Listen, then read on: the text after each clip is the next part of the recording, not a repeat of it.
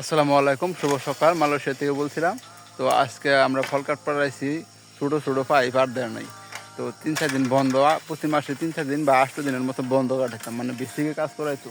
তো এই 8 দিন কী করাইছে, আমাকে 20 ফুট করে পাইপ দিয়ে দিচ্ছে। ইমরানের ফলটা কাটতেছে 20 ফুটের তো লম্বা আছে পাইপটা। তো কিছু ভিতরে ঢোকানো আছে আর সম্পূর্ণটা বাইরে আছে।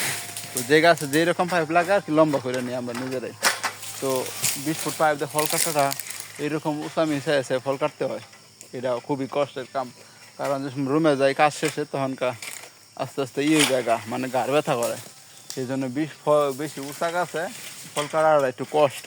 যদি নিচা গাছ থাকে 5 ফুট 7 ফুট এনে চলে অ্যাভেলেবল, কিন্তু বেশি উঁচা গাছে ফল কাটাটা খুবই কষ্ট। ওই যে ইমরানে কাটতেছে। আর মালয়েশিয়াতে এরকম পাহাড়ি অঞ্চলে 20 ফুট 30 ফুট পাইপ দিয়ে ফল কাটাটা খুবই রিস্ক। দূর দেয় পায়ের উপর পড়ে, পায়ে পড়ে, আবার মাঝে মাঝে উপরে পড়ে, সমস্যাটা।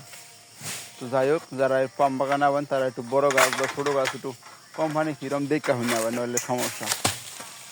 ওই যে ফল কিরম ছোটো ফল কিরমভাবে পড়ে। তো যাই হোক, সবাইকে ধন্যবাদ।